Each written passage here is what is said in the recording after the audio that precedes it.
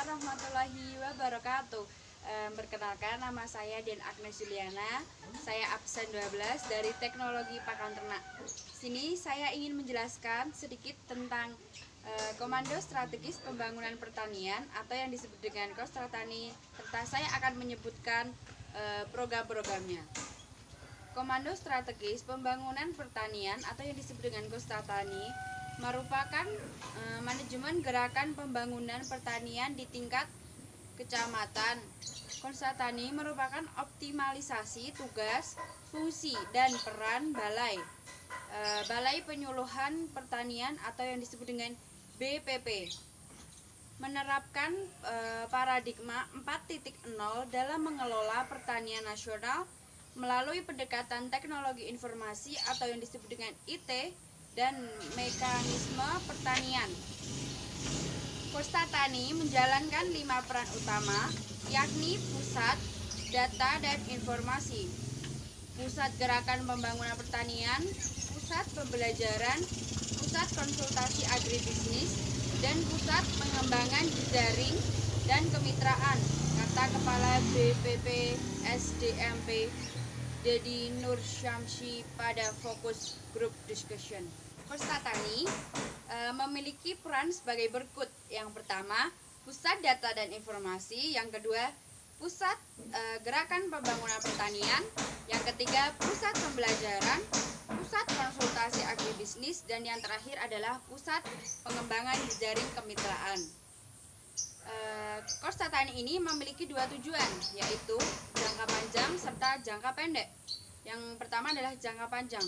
Jangka panjang untuk mengoptimalkan tugas, fungsi, dan peran balai penyuluhan pertanian sebagai pusat kegiatan pembangunan pertanian tingkat kecamatan dalam mewujudkan kedaulatan pangan nasional. Serta yang jangka pendek adalah untuk meningkatkan penguatan sarana prasarana, kelembagaan, kapasitas SDM, dan penyelenggaraan pembangunan pertanian di tingkat kecamatan. 10 program dalam kegiatan utama. Yang pertama adalah peningkatan produksi komoditas utama. Peningkatan produksi terutama dilakukan pada daerah berbasis sentra produksi atau di lokasi kawasan pertanian nasional sesuai dengan Kementan 472 tahun 2018 tentang lokasi kawasan pertanian nasional. Rata-rata peningkatan pertumbuhan produksi ditargetkan sebesar 7% per tahun selama periode 2020 sampai 2024 untuk 4 subsektor, yaitu tanaman pangan, hortikultur, pertumbuhan, dan peternakan. Lalu yang ketiga adalah penurunan losses dan efisiensi tanaman padi dari 12%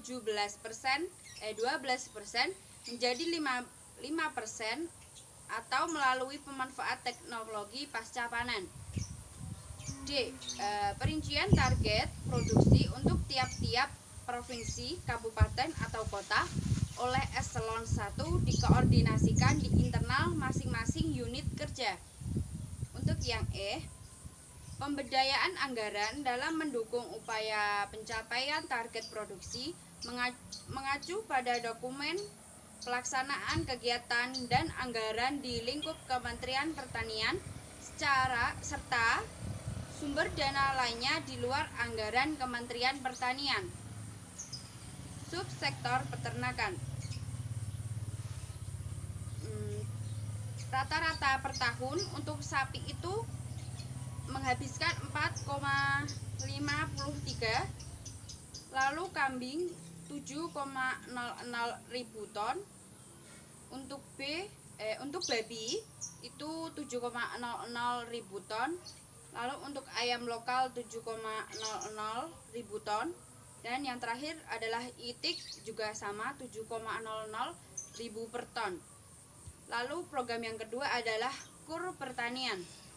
Kehadiran KUR Pertanian ditujukan untuk meningkatkan aksesibilitas petani serta pelaku usaha pertanian lainnya kepada sumber pembiayaan, pengembangan kewirausahaan, dan peningkatan pasar para petani serta di sektor pertanian. Sumber dana KUR ini berasal dari sektor perbankan nasional yang menjalankan program KUR. Program yang ketiga adalah peningkatan ekspor. Meningkatkan ekspor pertanian ditargetkan sebanyak 3 kali lipat pada tahun 2004. Peningkatan ini dilakukan melalui kerjasama dengan seluruh stakeholder terkait. Lalu yang program keempat adalah penguatan data pembangunan pertanian atau agrikultur war room. Sistem ini untuk memperkuat dan mengingatkan kesatuan gerak dalam pelaksanaan pembangunan pertanian berbasis digital, data dan informasi yang dalam AWR antara lain data ekspor impor. Program yang kelima adalah Komando Strategis Pembangunan Pertanian atau yang disebut dengan Kostatani. Dibentuk sebagai gerakan pelaksanaan pembangunan pertanian nasional untuk mengintegrasikan data,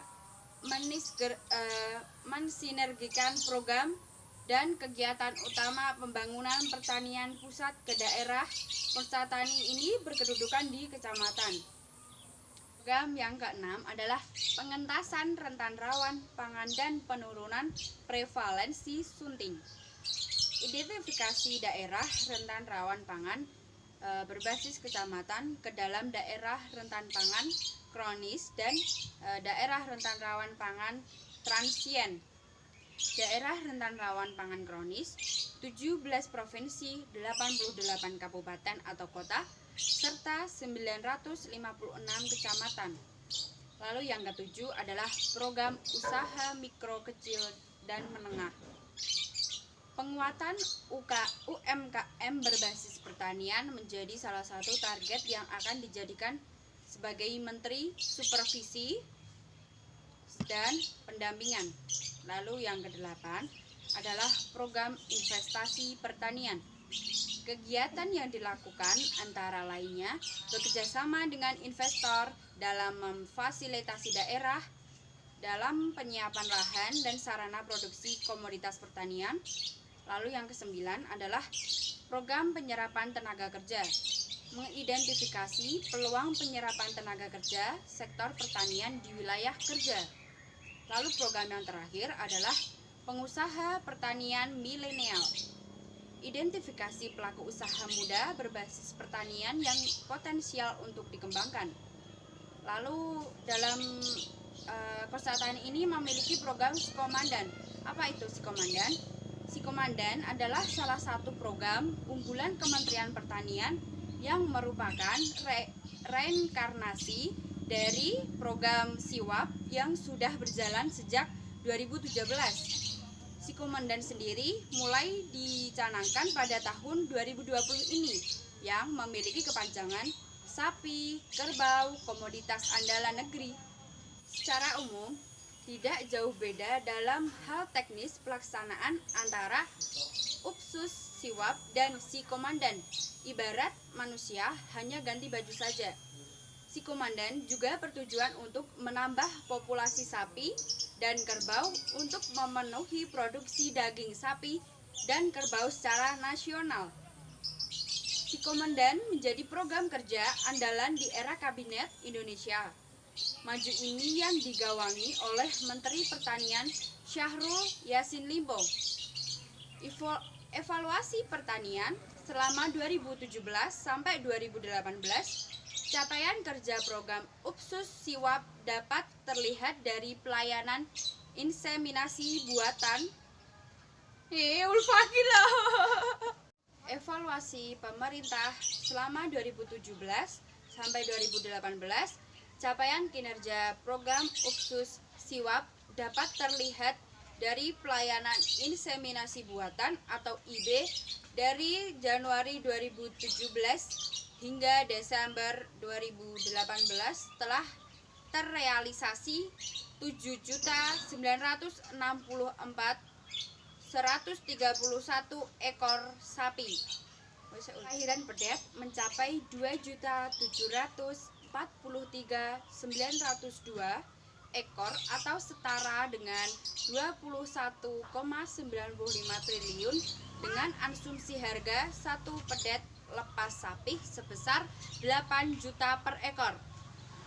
Besarnya nilai tersebut mengingat investasi program Upsus Siwap pada 2017 sebesar 1,41 triliun, sehingga ada kenaikan nilai tambah di peternak sebesar 20,54 triliun. Memilik keberhasilan tersebut, maka Kabinet Indonesia Maju tetap melaksanakan program tersebut meskipun hanya berganti nama menjadi Si Komandan. Pelayanan inseminasi buatan gratis masih menjadi kegiatan utama dalam upaya peningkatan populasi sapi dan kerbau. Namun, ada syarat yang harus dipenuhi oleh peternak untuk mengakses IB gratis ini. Sama seperti dengan Upsus Siwap, inseminasi buatan ini yang digratiskan adalah IB pertama, kedua, dengan catatan ketersediaan bibit ternak Si Komandan masih ada. Pelaksanaan IB ketiga dan selanjutnya tidak digratiskan. Selain IB peternak, juga mendapat pelayanan pemeriksaan kebuntingan gratis untuk ternak yang sudah mengakses inseminasi buatan.